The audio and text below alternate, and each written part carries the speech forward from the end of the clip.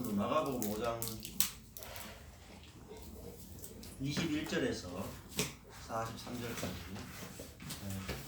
5장 21절에서 43절 말씀드리겠습니다.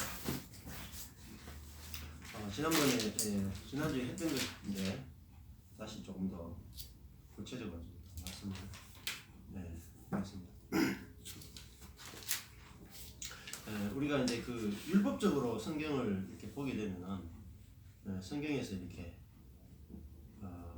많은 것들을 찾기가 힘들고 또 내 자신에게도 이렇게 별로 적용할 수 있는 게 별로 없어요. 그런데 이 복음의 관점에서 보면 말씀이 굉장히 풍성하게 우리 깨달아질 수 있고 또 해줄 수 있습니다. 특히 마가복음 오늘 5장 21절부터 보면은 지난번 주에 이어서 두 사건이 이제 같이 겹치고 있는 걸 볼 수 있죠. 특별히 그 회당장의 12살 먹은 딸이 이제 병이 들어서 죽게 됐는데 그 딸을 고치러 가다가 예수님이 그 12해 동안 혈루증으로 앓는 여인을 고치는 이야기가 같이 기록되어 있습니다. 그래서 그냥 우리가 보통은 이제 읽으면은 예수님이 혈루증 앓는 여인을 고치고 또 죽은 야이로의 딸을 고치는 기적의 이야기로 보통 많이 읽잖아요. 그래서 예수님은 참 기적을 행하실 수 있는 능력이 있는 분이시다. 그렇게 이제 우리가 알게 되고 그 다음에는 그러면 그 기적을 일으키신 예수님과 우리의 관계는 어떻게 되는가 할 때 우리가 그분을 그런 기적을 일으키시는 분으로 우리가 믿어야지 우리가 그 기적에 참여할 수 있다. 그래서 여기서 보면 이제 그 믿음이 34절에 보면은 따라 내 믿음이 너를 구원했다. 36절에 보면은 회당장에게도 믿기만 하라. 두려워 말고 믿기만 하라. 이렇게 말하잖아요. 그래서 기적을 일으키는 예수님을 우리가 믿어야 됩니다. 그러면은 기적이 일어납니다. 이렇게 하고 이제 설교가 보통 끝나죠. 자, 그러면은 그 결론이 이제 믿음으로 끝났습니다. 그죠? 믿음으로 끝났어요. 자, 그러면은 생각해보면 우리 삶에 이런 그 혈루증을 앓는다거나 또 아이가 죽는다거나 또 병이 든다거나 또 큰 문제가 있을 때 우리에게 필요한 건 뭡니까? 믿음이죠. 그죠? 자, 그러면 다시 돌아가 보면 믿음이 없으면 어떻게 돼요? 이제 믿음이 없으면은 혈루증도 안 낫고 죽은 딸도 안 살아나겠죠. 그러면 다시 또 물어볼게요. 믿으면 반드시 혈루증과 죽은 자가 살아납니까? 아니죠. 네. 그러니까 성경 본문을 그냥 우리가 이런 식으로 읽어가지고 목사님들이 보통 설교하듯이 그런 식으로 해버리면은 아멘은 그냥 그 시간에는 아멘 되는데 조금 더 깊이 생각해보면 이게 우리에게 별로 의미가 없는 이야기라는 것들을 알게 되어지죠. 그래서 지금 이제 그 기적을 일으키신 예수님을 믿어서 우리의 혈루증이나 죽음이나 어떤 문제가 해결되도록 이 본문을 우리에게 이야기하고 있는 게 아니라는 거죠. 그죠? 그럼 뭘 이야기하고 싶어 하느냐 이게 중요합니다. 만약에 예수님이 기적을 일으키신 예수님을 우리에게 소개하고 싶었다면 어떻게 되냐면 제일 마지막에 결론이 나오잖아요. 오늘 결론이 43절이잖아요. 예수께서 이 일을 아무도 알지 못하게 하라. 고 저희를 많이 경계하시고 이에 소녀에게 먹을 것을 주라 하시니라. 결론이 뭐예요? 이 일을 아무도 알지 못하게 하라. 이렇게 돼 있죠. 그죠? 알지 못하게 하라. 좀 이상하지 않습니까? 예수님이 이 죽은 야이로의 딸을 살렸는데 예수님은 알지 못하게 하라. 이렇게 결론이 났단 말이에요. 그 말은 예수님이 죽은 자를 살린 것을 자랑하지 말라, 드러내지 말라 이런 이야기란 말이에요. 그 말은 뭐겠어요? 나는 이렇게 육신이 죽어 있는 육신의 죽음을 해결하러 지금 온 것이 아니다. 이거는 표적이다 이런 뜻이거든요. 그리고 이제 39절에 보면은 너희가 어찌하여 호나하며 우느냐. 이 아이가 죽은 것이 아니라 잔다 이렇게 했죠. 야이로의 딸이 죽었잖아요. 그래서 사람들이 막 헌어하고 울고 통곡하고 막 이렇게 하는데 예수님은 죽은 게 아니고 잔다 이렇게 하겠어요. 왜 잔다 그랬을까요? 만약에 죽은 것이다 하고 가서 살리면 어떻게 될까요? 사람들이 와 죽은 자를 살렸네 이렇게 그냥 소문이 막 퍼져나갈 거죠. 그 다음 어떻게 될까요? 예수님이 이제 가시는 곳마다 시체 내놔놓고 살려내라고 할 거 아니에요. 그러니까 예수님은 자기의 그 죽은 자를 살린 이 사건을 그냥 잠자는 애인데 그냥 일어난 사건으로 이렇게 감추기를 원하신 거죠. 그래서 지금 아무도 알지 못하게 하라 이렇게 감추고 나중에 돼서 이게 드러나는 거잖아요. 그러니까 이 죽은 자를 살리는 이것이 그 기적이지만 실제로 말하고자 하는 것은 표적이라는 거예요. 자, 표적이라고 하는 건 뭐냐면 의미가 있다는 거예요. 영적 의미가 있다는 거예요. 네. 즉 다른 말로 하면은 예수님은 영적으로 죽은 자를 그 살리러 왔다라고 할 수 있어요. 영적으로 죽은 자를. 그런 분으로 우리에게 이제 가르쳐 주기 위해서 지금 이 본문이 이야기되고 있다는 거죠. 자, 근데 이제 그 첫 번째 이 사건이 굉장히 성경 가운데도 굉장히 독특한 사건입니다. 왜냐하면은 보통은 그 회당장의 딸이 병들었으면 예수님이 가서 그냥 고쳐주면 되잖아요. 그게 한 사건이고, 그다음에 또 따로 혈루증 앓는 여인 사건이 나와서 따로 이제 사건이 이렇게 두 개로 보통은 분리되어 있잖아요. 근데 이상하게 이 마가복음 21장에서 43절은 두 사건이 이렇게 연결되어 있어요. 그죠? 연결되어 있다는 것은 두 사건이 관련이 있다는 겁니다. 자, 그래서 처음에는 딸이 안 죽었죠, 그죠? 그냥 병들었잖아요. 거의 죽음에 이르게 됐다. 와서 손을 얹어서 구원을 얻고 살게 하소서 치료해달라는 이야기였어요. 자, 이 치료해달라는 이야기가 어디로 가냐면 이 혈루증 앓는 여인이 중간에 이제 끼어들었거든요. 가는 길에. 그래서 혈루증 앓는 여인과 노닥거리고 놀다 보니까 그만 딸이 죽어버린 거야. 그러니까 사실은 어떤 의미에서는 이 딸이 병든 딸을 고치기를 원하지 않는 거죠. 하나님은 병든 딸을 고치기 원한 게 아니고 병든 딸이 죽기를 기다렸다고. 자, 그래서 그 예수님이 병든 딸을 고치는 게 아니고 죽은 딸을 고치는 그를 보여주기 위해서 지금 죽기까지 기다리기 위해서 중간에 이제 혈루증 앓는 여인 이야기가 들어가 있다는 거죠. 자, 그러면은 이 죽음이라고 하는 것이 여기서 꼭 필요하다는 거예요. 죽음이 꼭 필요합니다. 죽음. 그러니까 이 혈루증 여인이 12년 동안 고생하는 여인이 딱 중간에 끼어 있고 처음에 야이로의 딸이 병이 들어 있고 이 사건이 지난 다음에 죽음이죠.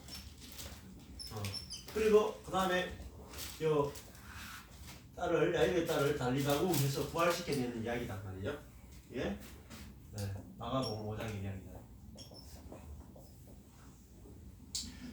그러니까 필요한 게 뭐냐면 이게 죽음이 꼭 여기서 병들었다가 죽잖아요. 그럼 이 죽음이 꼭 필요하다는 거예요. 네? 죽어야지 뭐가 일어나요? 부활. 네. 죽음이 없이 부활이 없죠. 병들었다면 그냥 고치는 정도겠죠. 근데 그게 아니라 이 병이 결국은 죽음에 이르게 되고 죽은 딸을 살리는 부활. 예수님은 왜 오셨느냐? 우리를 부활시키기 위해서 오셨다. 부활시키기 위해서. 그래서 이 부활이 굉장히 예수님이 오신 목적이에요. 부활. 그러면 부활 우리가 우리를 부활시키려면 먼저는 죽여야 되겠죠? 그죠? 죽이지 않고는 부활이 안 되겠죠? 그죠? 죽어야 부활이 되잖아. 근데 이 야일의 딸이 왜 죽어야 돼요? 왜 죽어야 돼요? 이 죽지 않으면 부활이 안 되잖아요. 그러면 죽어야 된다는 말은 병들었죠. 병이라 하는 것은 어떻게 보면 몸에 이제 바이러스가 있단 말이에요. 몸 속에. 그죠? 근데 이 바이러스가 죽어야 되잖아. 우리 속에. 바이러스가 죽어야지 건강해지잖아요. 그래서 중간에 이 야일의 딸이 또 마찬가지고 이 혈루증 앓는 여인 이야기를 하면서 혈루증 앓는 여인은 몸에서 피가 나오죠. 그죠? 지난주에 뵀죠. 몸에서 피가 나오잖아요. 그러니까 피는 곧 생명이라고 해서 그죠? 성경에서 피는 생명을 상징해요. 그러면 몸에서 계속 피가 나온다. 이거는 부정한 걸 말해요. 또 피가 밖으로 나오는 것은 죽음을 상징해요. 안 그렇습니까? 우리 몸에 피가 돌 때는 피가 살아있지만 몸에서 피가 나오면 그 피는 죽은 거잖아요. 그래서 이 피가 몸 밖으로 나온다는 것은 죽음을 상징하는 겁니다. 그러면은 이 혈루증 앓는 여인도 뭐죠? 지금 몸에서 계속 죽음이 나오죠.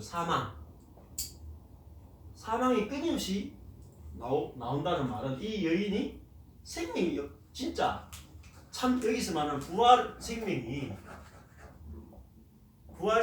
부활 생명이 없이 영적으로 죽어 있는 상태라는 거예요.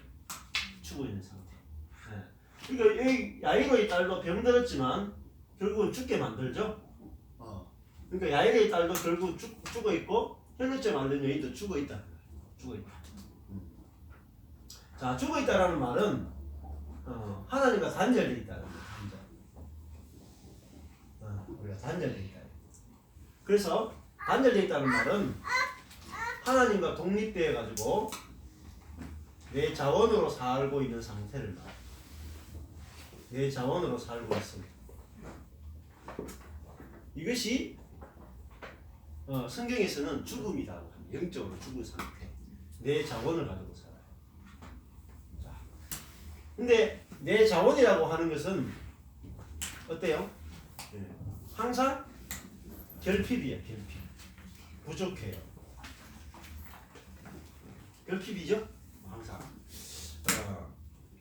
항상 뭔가 우리의 자원은 결핍인데 우리는 항상 내 자원으로 살고 싶어 해요. 이게 타락한 정신이에요. 그래서 우리 아들도 그렇지만 이번에 이제 우리 그 신목사님 아들은 고대 들어갔고 우리 아들은 이제 과학고에 들어갔어요. 들어갔는데 어때요? 들어가면 뭘 느낄까요? 능력의 결핍을 느낄 거예요. 가보면 능력의 결핍을 느껴요. 1학년 때 특히 1학년 때 들어가면 그렇죠. 친구들하고 비교하고 막 수업 들어가고 이러면 즉시 자기의 능력의 결핍을 느낀다.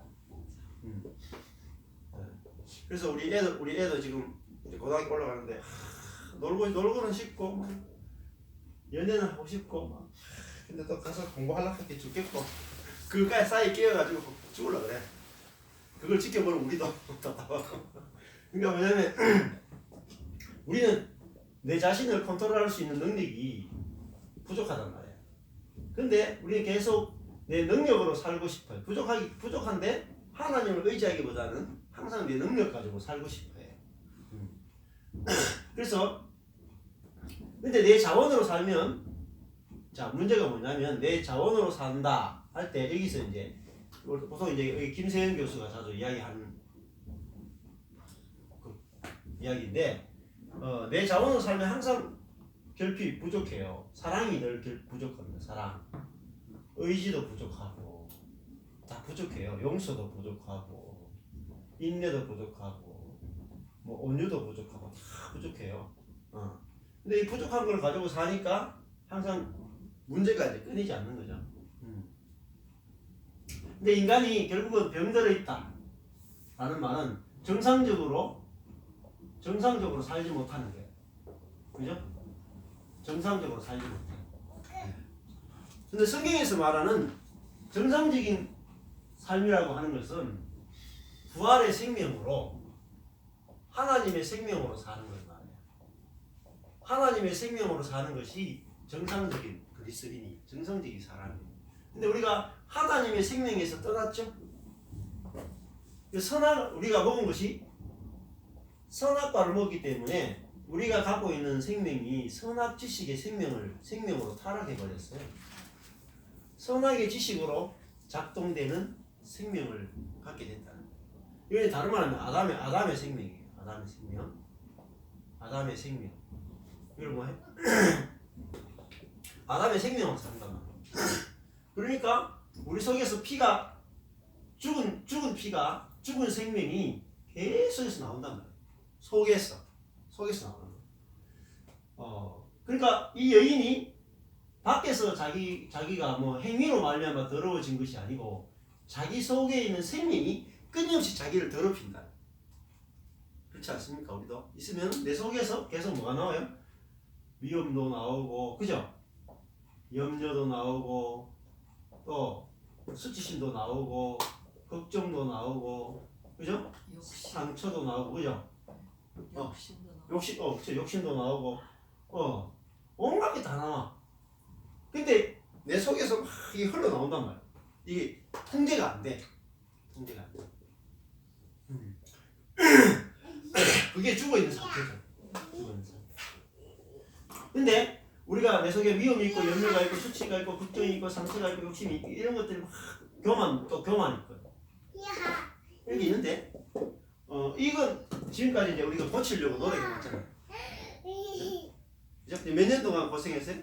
12년. 그죠? 이 혈루증 아는 여인이 성경 기사를 보면 참 재밌는 게 나와요. 뭐라고 나오냐면은 이렇게 나와 있어요. 25절에 보면은 12해를 했죠, 그죠? 12해가 그 이스라엘 백성의 숫자잖아요. 12지파. 그죠? 12지파고 12이란 말이 통치의 숫자거든요. 하나님이 이스라엘을 12지파를 통해서 통치한다. 통치의 숫자이면서 이스라엘 12지파를 하나님 백성의 숫자가 12이에요. 근데 12해 동안에 혈루증을 앓는 한 여인이 있었는데 26절에 보면 많은 의원에게 많은 괴로움을 받았다 이렇게 돼요. 많은 의원에게 많은 괴로움을 받았다.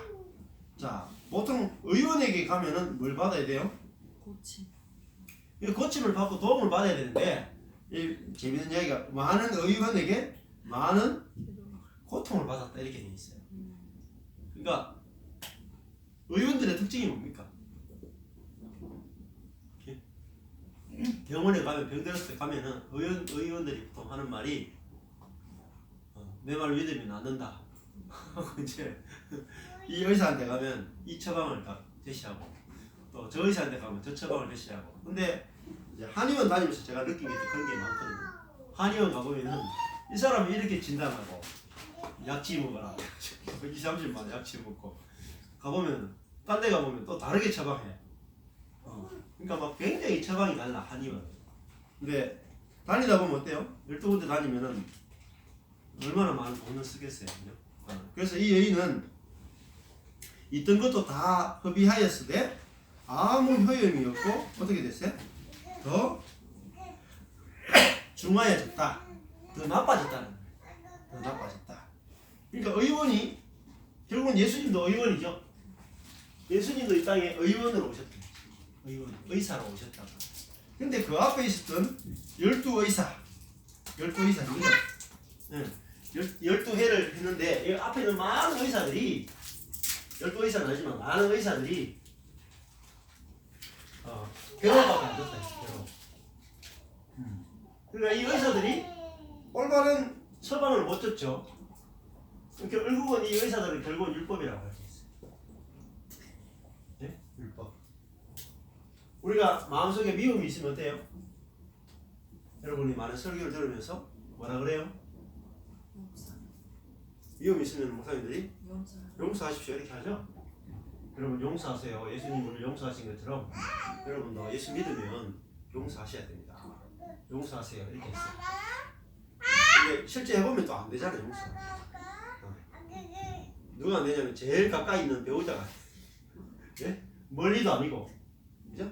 제일 가까이 있는 배우자, 제일 가까이 있는 부모, 제일 가까이 있는 자식이 용서가 안 돼. 예. 그러니까 수많은 것을 해봤지만 딱 12년 지나고 나니까 다 떨어먹었어. 아무것도 없어. 완전히 망했어. 근데 이 여인이 12년 내가 다 떨어져가지고 망해야 돼요. 이게 죽음이에요. 완전히 망한 거예요. 근데 다른 사람들은 많은 무리들이 따라가고 있잖아요. 그죠? 여기 보면은 21절에 보면 큰 무리가 모였고 24절에 보면 큰 무리가 따라가고 30절을 보면 무리 가운데 돌이켰거든요. 엄청난 무리가 예수님을 구경하기 위해서 막 따라갔는데 그 중에서 이 여인이 혈루증하는 이 여인은 유독 완전하게 망한 여인이야. 완전하게 망했어. 네. 그러면 무리들은 어때요? 무리들은 아직 덜 망한 사람들이에요. 네? 아직까지 의사를 찾아다니는 새끼들. 율법을 찾아다니는 사람. 자기가 이렇게 하면 고칠 수 있고 이렇게 하면 될 수 있고 이런 사람들인데 이 혈루증하는 여인 어때요? 이제 다 떨어먹은 거지. 그죠? 내가 율법적으로 이렇게 해보고 저렇게 해보고 다 했는데 야 예수 믿어도 뭐 소용없구만 하면서 다 떨어먹은 여인이야. 하나님을 믿어도 내 인생은 안 바뀌는구나 하고 믿음까지 다 떨어먹은 여인이야. 다 떨어먹었어. 또 이제 가망성이 하나도 없어요. 돈도 없죠, 그죠? 자기 자원도 다 떨어졌어. 이제 가망성이 없어. 그 가운데 이제 이 여인이 예수님에 관해서 소문을 듣게 되죠. 그래서 27절에 보면 예수의 소문을 듣고 했습니다. 듣고 무리 가운데 섞여서 뒤로 와서 그 옷을 만졌습니다. 자, 그러니까 이 여인이 완전히 망해버렸습니다. 12년 동안 병을 앓는 동안에 완전히 망해버려가지고 자기 속에서 피가 더 많이 나와. 갈수록 피가 더 많이 나. 갈수록 교만이 더 많이 나오고 미움이 더 많이 나오고 염려 더 많이 나오고 걱정 더 많이 나오고 상처, 욕심 이게 갈수록 더 많이 나와요. 하나님 믿는데. 네. 갈수록 이런 경우가 많습니다, 여러분. 그러면 권사님들, 장로님들 보면 연세 들면서 어떻게 돼? 더 많이 나옵니다, 이거. 통제가 안 돼. 나이 들면은 더. 네? 통제가 안 돼. 더 심해져. 네. 더 큰 문제가 많이 나옵니다. 근데 이 여인은 너무 많이 나와가지고 다른 완전히 부정한 여인이 되어버렸어. 모든 사람 앞에서 그죠? 부정한 여인이 되어버렸어. 자, 몸에서 피가 나온다는 것은 이 여인이 부정한 여인이라는 것입니다. 그래서 사람들하고 같이 이제 있을 수가 없어요. 그래서 완전히 고독한 여인이 되어버렸어. 여러분 이런 것들이 막 몸에서 막 나오면 어때요? 누가 옆에 있겠습니까? 아무도 없겠죠. 다 떠나가 버리고 완전히 부정한 여인이라는 낙인이 찍히고 완전히 고독해서 인생이 완전히 망가져 버린 그런 여인이다. 자기 이제 소망이 없어. 그 상태에서 예수님에 대한 소문을 듣고 예수님께 가는데 자, 이 사람이 여자잖아요. 여자이고 또 예수님께 이제 뭐 바로 말씀도 못 드릴 만큼 그러다가 이 여인이 했던 것은 뒤로 가는 거예요. 뒤로. 거기 보면은 무리 가운데 섞여 뒤로 와서 그의 옷에 손을 댔다 이렇게 나오죠. 자, 이 옷에 손을 대는 것은 저번에 말씀드렸습니다. 그의 옷에만 손을 대어도 구원을 얻으리라. 그죠? 이 여인이 예수님의 옷에 손을 댔어. 자, 어때요? 이거는 옷에 손을 대는 것은 이거는 예수님을 부정하게 만드는 거예요. 유대인 관습으로 보면은 이 부정한 자가 정결한 자를 만지면 정결한 자가 부정하게 되거든요. 근데 이 여인은 그래서 예수님이 보는 데서 예수님 앞에서 예수님의 손이라든지 예수님이 뭐 옷을 탁 만지면 어떻게 되겠어요? 그 유대인들의 관념으로 보면 못 잡게 하지. 네, 왜냐면 그 율법적으로 그 죄를 짓는 거란 말이에요. 그죠? 부정한 자가 원래 율법으로 보면은 부정한 사람은 정결한 데 대해서 정결한 사람이나 정결한 것에 대해서 손을 못 대게 돼 있어요. 율법을 어기는 거야. 근데 이 여인은 너무너무 그 마음이 가난하니까 어때요? 율법을 어기는 거지. 율법을 어기고 예수님의 옷자락에 손을 탁 잡는 거예요. 근데 알면은 자기가 또 안 될 것 같으니까 뒤로 가서 몰래 이렇게 탁 잡는다. 네. 그랬더니 혈루의 근원, 그죠? 피가 흘러나오는 이 근원이 딱 말라버려요. 피의 근원이란 말이 폐계인데요. 셈이에요. 이 피의 셈이 말라버리고 병이 나은 줄을 몸에서 즉시로 깨닫게 됐습니다. 그래서 이 여인이 예수의 옷을 만져서 구원을 얻었는데 더 이상 속에서 이게 안 나오더라. 이게 이런 것들이 안 나오더라. 이게 가능이라 한 이야기일까요? 우리는 이렇게 생각해요. 사람이면 이게 다 나오잖아요. 교만, 미움, 염려 이거 없애려고 막 노력해도 진짜 안 없어지거든요. 근데 이 여인이 전혀 노력한 거 없이 예수의 옷자락만 탁 만졌는데 이게 안 나와. 이 더러운 것들이 몸에서 안 나와. 이런 너무너무 놀라운 걸 이 여인이 체험을 하게 되잖아요. 그것은 뭐 여러 가지로 이제 또 표현할 수 있는데, 이 여인은 부정하잖아요. 근데 이 부정한데, 이 부정한 여인이 예수님의 옷에 손을 만졌다는 것은 예수님과 연합됐다는 말이에요. 예수님과 연합되니까 이 여인이 이 부정한 것들이 피가 나오지 않는 거예요. 더 이상.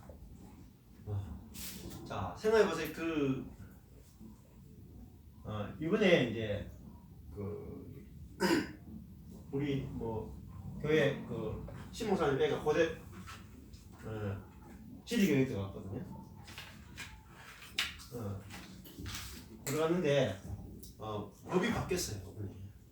무슨 법이냐면 한 명이 들어가면 한 명을 더 넣어주는 법이 바뀌었어요. 1+1. 야, 이런 법이 있으면 얼마나 좋겠어요. 예? 이런 법이 있으면 얼마나 좋겠어요. 한 명이 고대 지리 교육과 들어가면 한 명은 공짜로 같이 넣어준다. 이런 법이 있으면 얼마나 좋겠어요. 없어요. 1+1. 이런 법이 있어요? 없어요. 없죠? 네. 이 땅에 없어요. 근데 성경에 있단 말이에요. 성경에는 1+1이 있어. 그러니까 예수님이 의로우신 예수님의 옷을 만지면 어때요? 우리도 의로워지는 거야. 이게 성경의 법이에요. 이게 놀라운 법이죠. 율법에서는 이게 없잖아요. 율법은 전부 다 뭐예요? 자기가 의로워야지 의가 되지. 남의 의가 내 의가 되지 못하잖아. 근데 지금 여기서는 예수님의 옷을 만졌는데 이 여인이 깨끗해졌어. 부정한 여인이 깨끗해졌어. 그러니까 이게 너무너무 놀라운 믿음의 법이다. 자, 결국은 이 예수님을 의지하는 이것이 바로 우리에게 참 우리의 의가 되신단 말이에요. 그러니까 아무 노력 없이 우리가 의롭게 되는 것을 이제 보여준다 이렇게 볼 수 있죠. 뿐만 아니라 우리 속에서 이런 것들이 나오는 것이 아니고 이런 것들이 나오는 게 아니라 생명이 나오려면은 생명이신 그리스도를 내가 의지해야지. 그걸 믿음이라고 그러겠죠. 믿음. 생명이신 그리스도와 연합됨으로 우리 속에서 이런 죽은 피가 나오는 것이 아니라 살아있는 그리스도의 피가 우리 몸에서 나오게 된다. 이것이 바로 오늘 이제 이야기하고 싶은 하는 이 성경 본문이 이야기하고 싶은 거예요. 그래서 이 혈로 근원이 마르고 몸에서 이 더러운 것들이 나오지 않게 되었다. 정결하게 되었다라는 거죠. 그래서 결국은 이게 다른 말 하면 거룩입니다. 거룩. 우리가 어떻게 거룩해지는가 할 때 우리의 노력이 아니라 이 예수 그리스도 거룩하신 예수 그리스도와 우리가 연합되는 것만이 우리가 정결하고 거룩하게 되는 유일한 길이다. 이렇게 볼 수가 있습니다. 자, 그러려면 어떻게 돼야 되는가? 먼저는 우리가 이 믿음이라는 게 중요하겠죠. 믿음이라는 게. 자, 조금 전에 그런 얘기 했어요. 그래서 죽어야 된다고 했잖아요. 그 야이로의 딸이 죽어야 된다. 그래야지 부활 생명에 들어간다. 이렇게 얘기했죠. 그죠? 그리고 이 혈루증 앓는 여인도 어때요? 혈루증 앓는 여인도 모든 의사를 만났는데 완전히 끝났죠? 못 고쳐졌잖아요.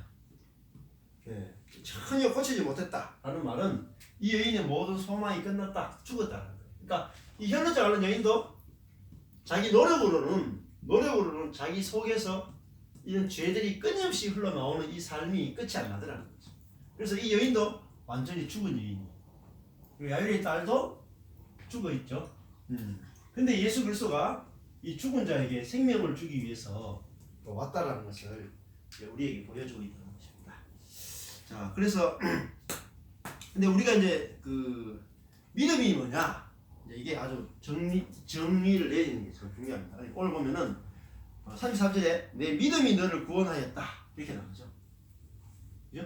믿음이 너를 구원하였다. 그럼 우리는 이제 내가 믿음을 가져야 되는구나 이렇게 이제 생각하기 쉬운데 성경에서 이제 이번에 이제 강의를 들으니까 이렇게 얘기하더라고요. 그 철학가 중에 유명한 사람이 있습니다. 니체가 이제 신은 죽었다. 신은 죽었다 이런 말 하잖아요. 자르투스트라는 이렇게 말했다 이런 책도 있고. 근데 그 니체가 신은 죽었다 그랬는데 그 뜻이 뭐냐면은 그 니체의 말은 신은 죽었다 이렇게 돼 있는데 그 말이 우리는 이렇게 생각해요.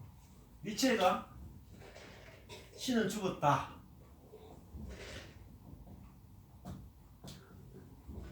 그러면 포인트가 어디에 있습니까? 신은 죽었다라는 말의 포인트. 네? 죽었다의 포인트가 있어요? 보통 우리는 니체의 말에 신은 죽었다 그러면 죽었다의 포인트가 있죠. 야, 니체라는 사람은 신을 믿지 않는 사람이구나. 신을 거부하는 사람이구나. 그걸 이야기했다는 거예요. 근데 사실은 그 니체가 말하려고 했다는 것은 죽었다의 포인트가 있지 않아요. 근데 많은 사람들은 니체는 신의 죽음을 선언한 철학자다 이렇게 이야기합니다. 근데 사실은 니체가 말하려고 했던 건 뭐냐면 신은 여기가 중요해요. 신은 죽었다는 거예요. 그러니까 무슨 말이냐면 우리는 신은 죽었다는 이 말은 어때요?